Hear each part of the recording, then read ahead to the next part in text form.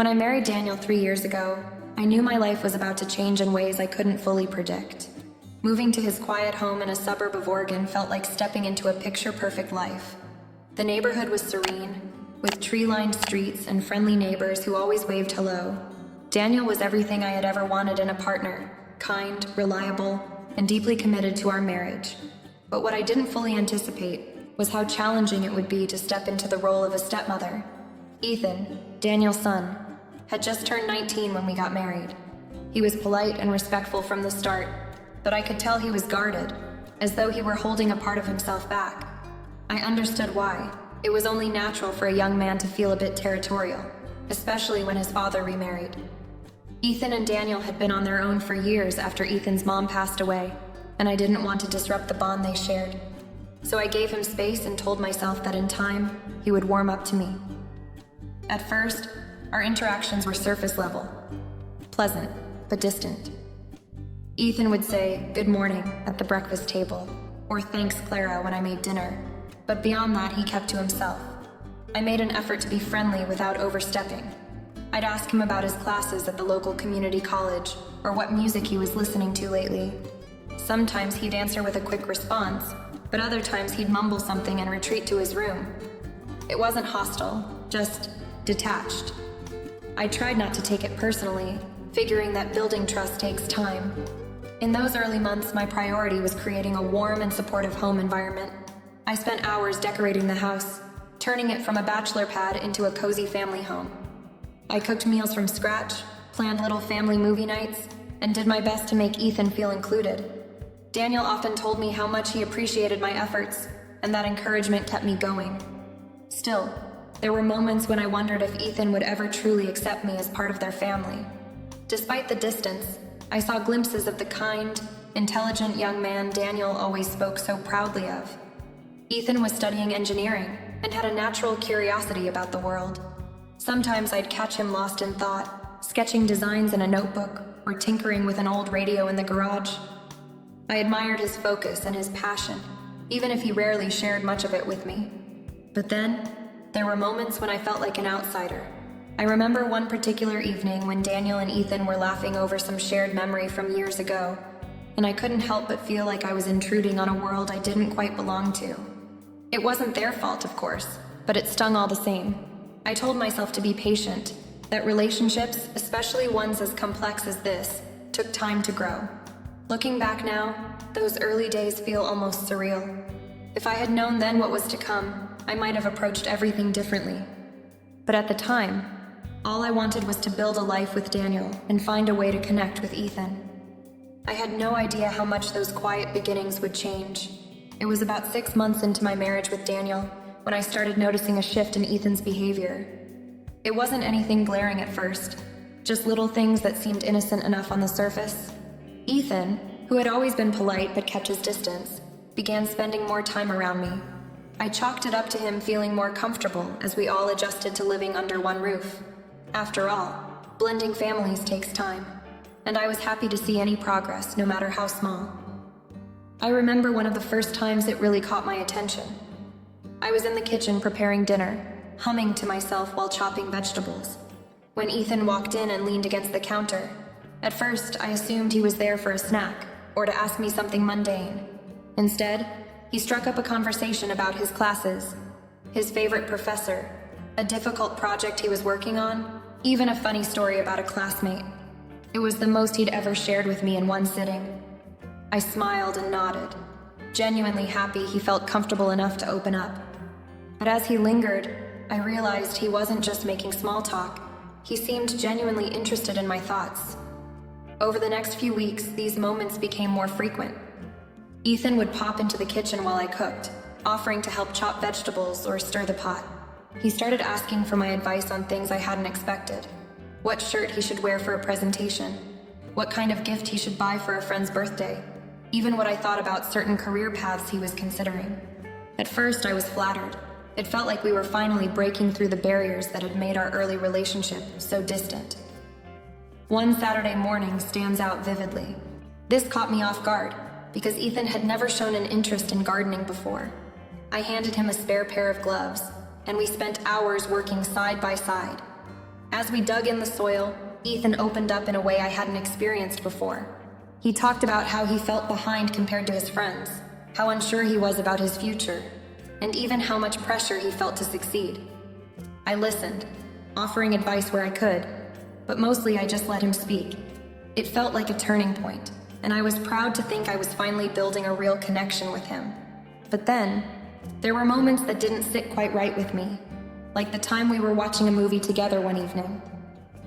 Daniel had gone to bed early, leaving Ethan and me alone in the living room. Ethan chose a spot on the couch closer to me than usual. At first, I didn't think much of it. He wasn't being inappropriate, just sitting near me. But as the movie went on, I noticed how close he'd moved. It wasn't overt, but it was enough to make me subtly adjust my position. I told myself I was overthinking it. After all, this was my stepson. Why would I assume anything else? Then there were his compliments. Once, I wore a simple dress to dinner.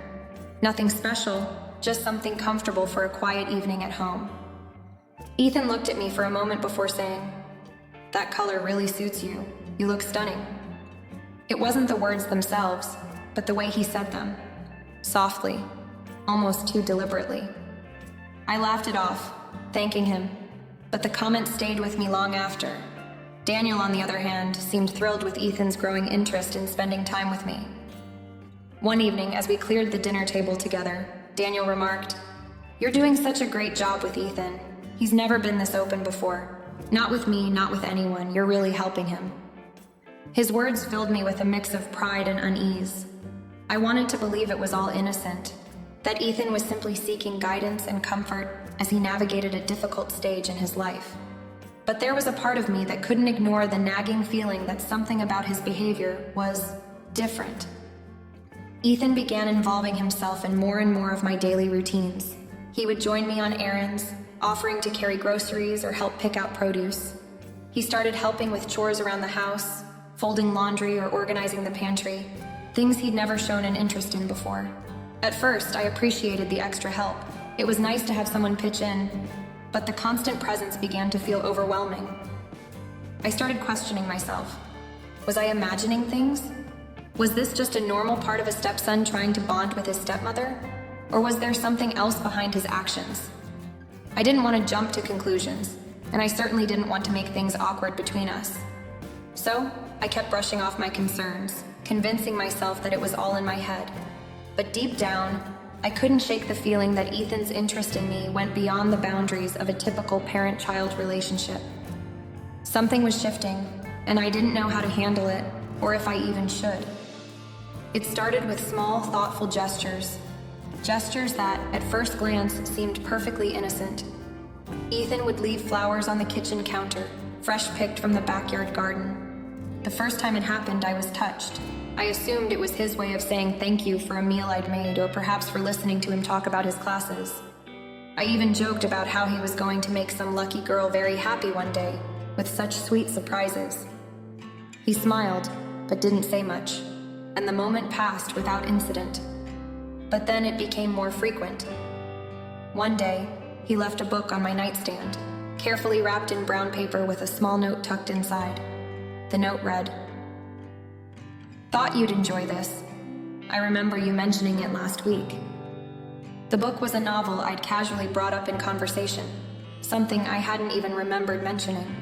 While it was thoughtful, the attention to detail left me unsettled. It was one thing for him to remember a passing comment.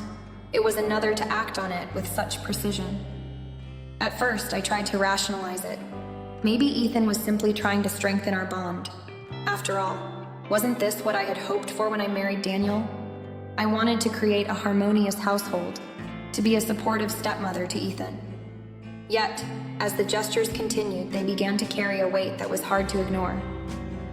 One afternoon, I came home from running errands to find a small arrangement of wildflowers sitting on the kitchen table. This time, there was no note, but the flowers were carefully chosen, blue irises and daisies, my favorites.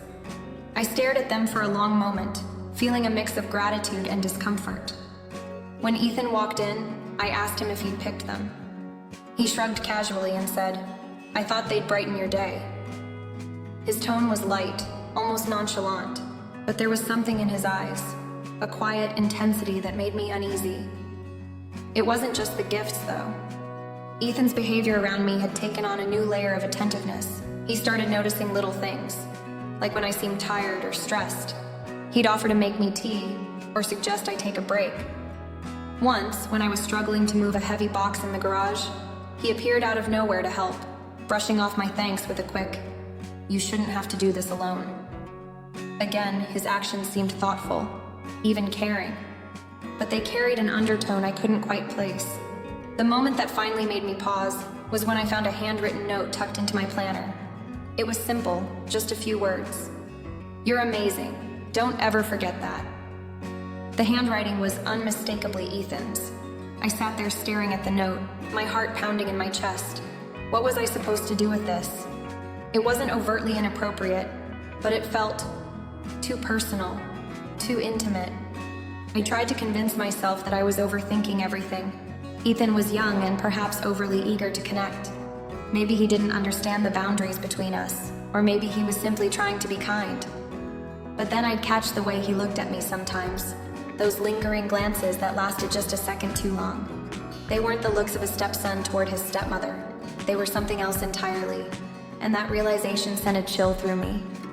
I started to question myself constantly. Was I imagining things? Was I being unfair to Ethan, reading too much into his actions? Or was there something more to these gestures that I didn't want to acknowledge?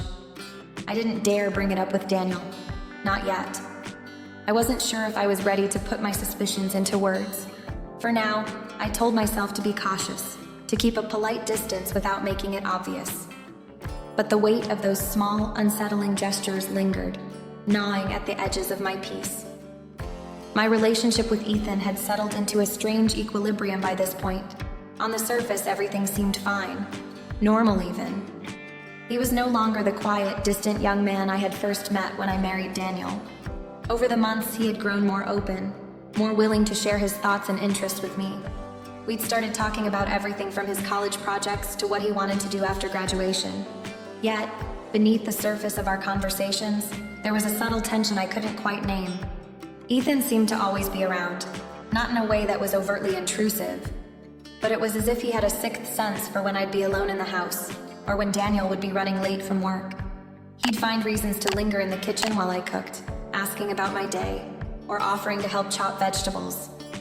If I decided to sit outside with a book, he'd suddenly appear, claiming he needed fresh air or wanted to take a break from studying. These moments seemed harmless on the surface, but there was something about the frequency of them and the way he always seemed so attuned to my movements that left me uneasy. I began to notice how carefully he paid attention to me.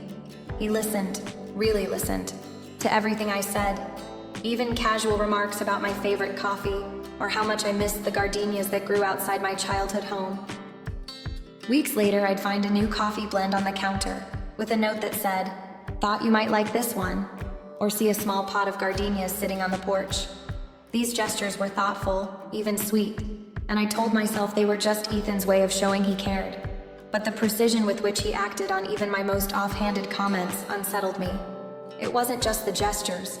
It was the way he looked at me sometimes. Those long, lingering glances that seemed to hold more weight than they should.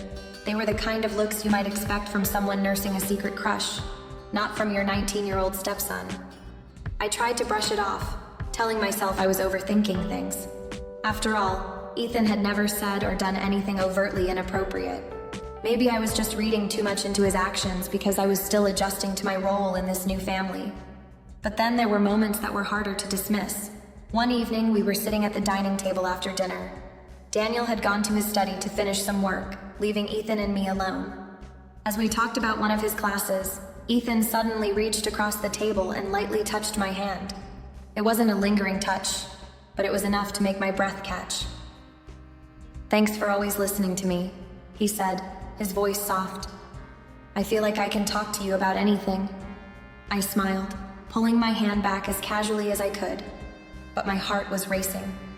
There was nothing overtly wrong with what he'd done. It could easily be interpreted as a moment of gratitude, but it felt charged in a way I didn't want to acknowledge. Ethan's attentiveness extended beyond our conversations. He seemed to notice when I was tired or stressed before I even said anything.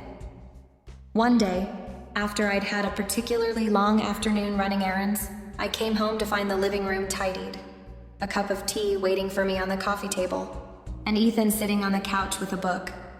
"Figured you could use a break," he said with a grin. Again, it was thoughtful. Too thoughtful.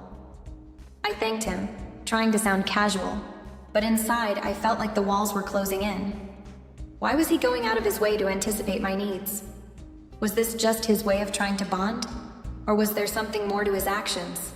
The moment that truly left me shaken happened one quiet afternoon. I had left my planner on the kitchen counter after making a grocery list, and when I opened it later, I found a small folded note tucked inside. In Ethan's handwriting, it simply read, "You're incredible. Don't let anyone make you feel otherwise." I stared at the note for what felt like an eternity, my pulse hammering in my ears. What was I supposed to do with something like this? It wasn't inappropriate in and of itself, but it felt too personal, too intimate. This wasn't the kind of note you'd leave for a stepmother. I told myself to calm down. Maybe I was overreacting. Maybe Ethan was just an overly thoughtful, slightly awkward young man who didn't realize how his actions could be misinterpreted. But deep down, I knew that wasn't the whole story. The way he looked at me, the way he seemed to orbit around me, always finding excuses to be near. It all pointed to something I didn't want to name. I didn't tell Daniel. I couldn't, not yet. What would I even say? That I thought his son might have feelings for me? The very idea made my stomach turn, and yet I couldn't ignore the unease that had settled in my chest, growing heavier with each passing day. For now, I resolved to keep my distance as best I could without making it obvious.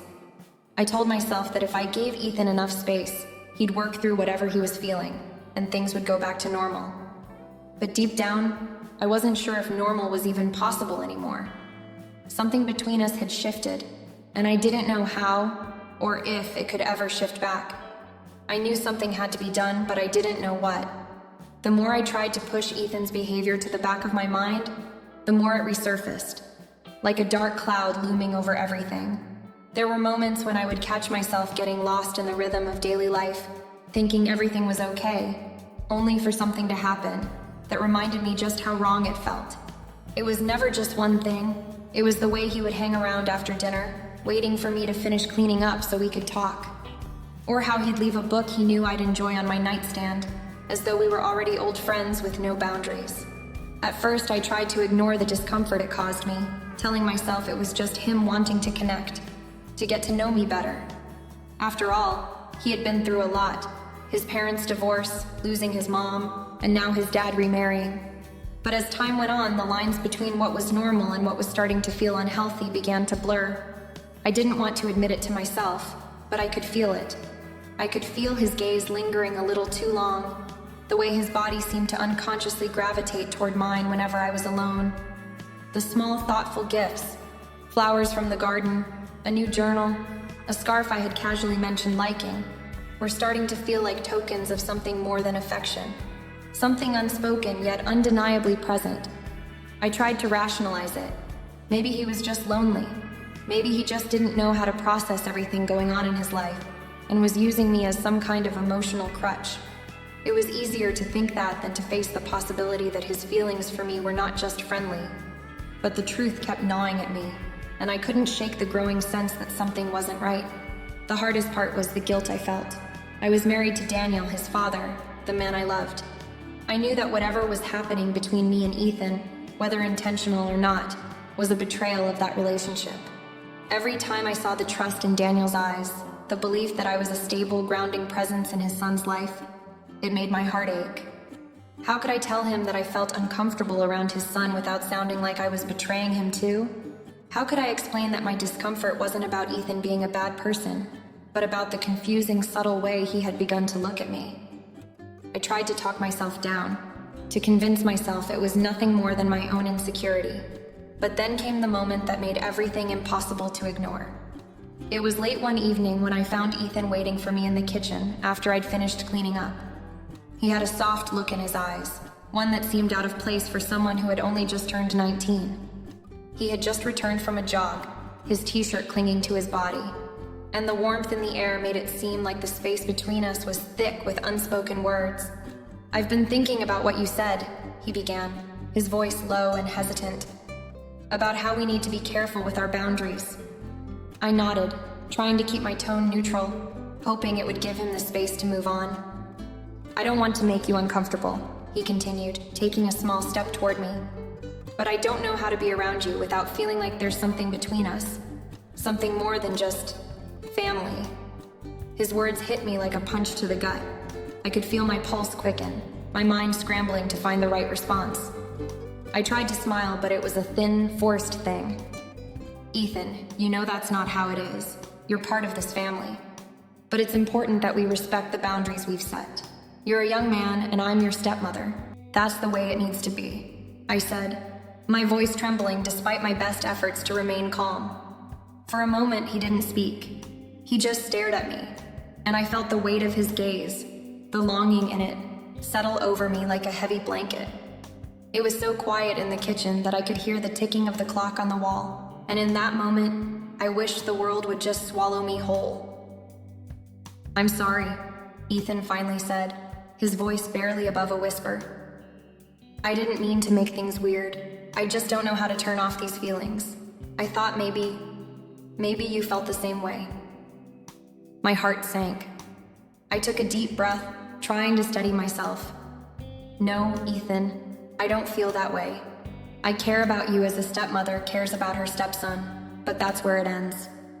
He looked away, his shoulders slumping.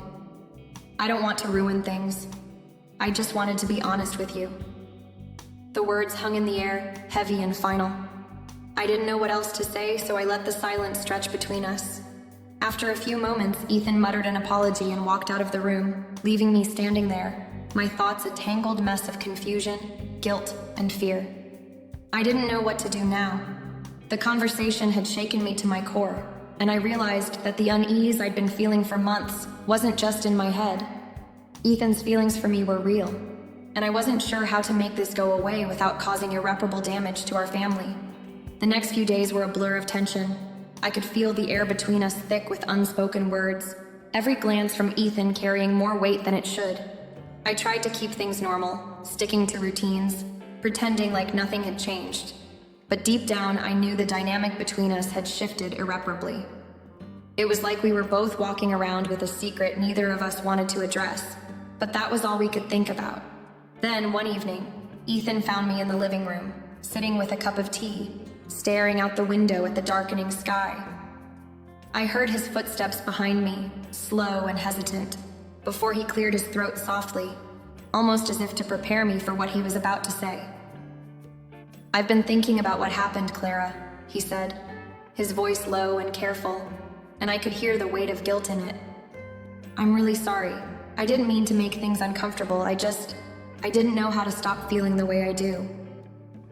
I turned to face him, my heart pounding in my chest. His eyes were downcast, his hands shoved into the pockets of his jeans, as if he were trying to shield himself from something. Maybe the judgment, maybe the shame. I couldn't tell. "I don't want to hurt you," he continued, his voice cracking slightly. "I never wanted to make things weird, but I can't just pretend it's not there anymore. I've been feeling this way for months, and I know it's wrong, I do, but I can't help it. I feel like I can't breathe sometimes when I'm around you, like everything inside me is pulling me toward you, and it's so confusing. I don't know how to make it stop." I felt my breath catch in my throat. His confession was raw and unfiltered, and it made the pit in my stomach grow deeper. My mind raced, trying to think of how to respond, how to make him understand that this wasn't okay, that what he was feeling, no matter how real it was to him, wasn't something that could be acted on. But instead, I just sat there, stunned, unsure of what to say. "I never meant to upset you," he said, his voice now pleading, like he was desperately trying to make amends. "I don't want to ruin things for you, for us. I don't want you to think I'm some kind of freak or something. I just thought that maybe you felt the same way. I didn't know how else to handle it." My mind screamed that this was wrong, that this couldn't be happening. But as I looked at him, his face so vulnerable, his eyes searching mine for some kind of understanding. I couldn't ignore the conflict churning inside me. How could he not see the damage this would cause? How could he not see how this could break everything apart? I understand that you're confused, I finally managed to say, my voice trembling despite my best efforts to stay calm. But what you're feeling, this isn't something we can explore. I'm your stepmother, Ethan. I love your father, and that's where my feelings for you end. What you're going through right now, this confusion, it's not something I can fix. You have to let it go. He didn't say anything for a moment. His expression was one of quiet devastation, like he had just been hit with a truth he wasn't ready to accept. Then, in a voice barely above a whisper, he said, "Please, don't tell him. Don't tell Dad. I don't want to lose him. I don't want to ruin what we have." I swallowed hard, the lump in my throat growing. I knew then that I couldn't keep this to myself any longer. It wasn't fair to Daniel, and it wasn't fair to Ethan, to let this fester and build up into something worse. "Ethan," I said softly, "I don't want to hurt anyone either, but we can't keep pretending this is okay. You're going to have to work through these feelings, and I can't do it for you. I can't protect you from the consequences of what you're feeling." He nodded slowly, the tears welling in his eyes. I knew then that he wasn't just asking me to keep quiet. He was pleading for me to make it all go away. But I couldn't. I had to tell Daniel for everyone's sake. "I think it's time you talk to someone who can help," I said, my voice steady, though my heart ached for him. "This is bigger than me, or you, or even Dad. You need help to understand what you're feeling and how to move past it. I can't be the one to fix this." Ethan's shoulders slumped, and I watched as he slowly turned and left the room, the weight of his emotions pressing down on him. I sat there for a long time after, unsure of what would happen next, but certain of one thing. I couldn't carry this secret any longer. The moment had come for all of us to face the truth. I sat with that weight for days, feeling the tension building inside me like a storm ready to break. Ethan's confession had shaken me to my core, and the fear that I might lose him, lose Daniel, lose everything, kept me awake at night. I had never imagined I'd be in this position, torn between the man I loved and his son, who was so clearly in turmoil. But I knew one thing for certain. I couldn't keep this to myself any longer. I had to tell Daniel. I didn't want to. I didn't want to hurt him, but the more I thought about it, the more I realized that keeping this secret wasn't an option. It wasn't just about me anymore. It was about our family and Ethan's future. The silence between Daniel and me was unbearable. He'd noticed the change in my demeanor. I could see it in his eyes, but I had been avoiding his questions, trying to keep things normal. How could I tell him that his son, the boy he raised, the one who had become my stepson, had feelings for me that crossed every boundary we had ever set? How could I even begin to explain that? It felt like a betrayal, not just of Daniel, but of the life we had built together. One evening when we were sitting together after dinner, I couldn't avoid it any longer. The words were like a knot in my throat, but I knew I had to say them. I took a deep breath, and as I looked at Daniel, I felt my heart racing. I could feel his warmth beside me, his trust, his love, and the weight of the truth that was about to break through everything. I couldn't hold it back any longer. "Daniel, we need to talk about something," I began, my voice barely a whisper. He looked at me, his eyes filled with concern, already sensing something wasn't right.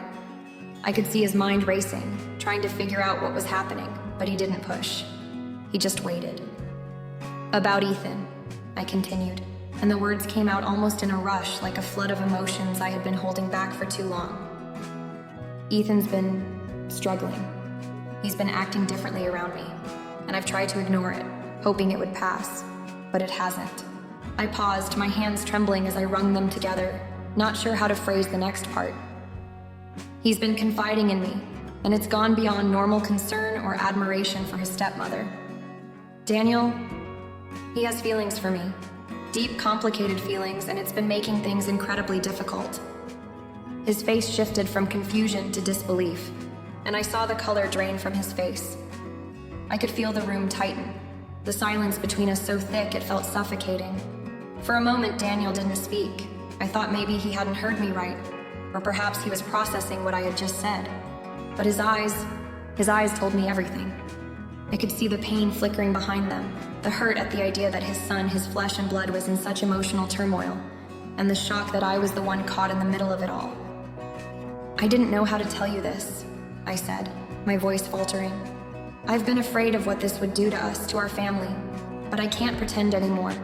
This is something we have to deal with together. We can't just ignore it. I can't." Daniel's face tightened, his jaw clenched. I knew he was hurt, and I could see the battle within him. He loved Ethan, but the idea of his son harboring these feelings for me, his wife, was something no father should ever have to face. I could see it in the way his hands gripped the armrest of the chair, his knuckles white from the force. For what felt like an eternity, he didn't say anything. Then, finally, he spoke in a voice that was both calm and strained. "I need to think about this," he said, his voice barely above a whisper. "I need to process this. I don't know what to do." I nodded, tears welling in my eyes. I understood. I didn't expect him to have all the answers, especially not right away. We were both standing on the edge of something we couldn't undo, and I knew that no matter what happened next, things would never be the same. "I'm so sorry, Daniel," I said, my voice breaking. "I never wanted to hurt you. I never wanted any of this. But I need you to understand. Ethan needs help. This is bigger than just us." He nodded slowly, his face pale and strained as he processed everything I had said. "I know," he muttered. "I know, Clara."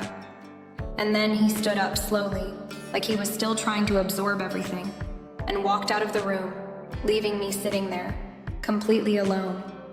The decision had been made. I had opened the door to the truth, and there was no going back. The days that followed my confession to Daniel were filled with a thick silence that neither of us could break. I knew that he was processing everything, but the distance between us felt like an insurmountable wall. I could see the weight of my words hanging over him, his thoughts constantly shifting behind his eyes, and it made every interaction feel like a minefield. I wanted to reach out, to comfort him, but every time I tried, I was met with a coldness I hadn't expected. We spoke only when necessary, keeping our conversations brief and functional.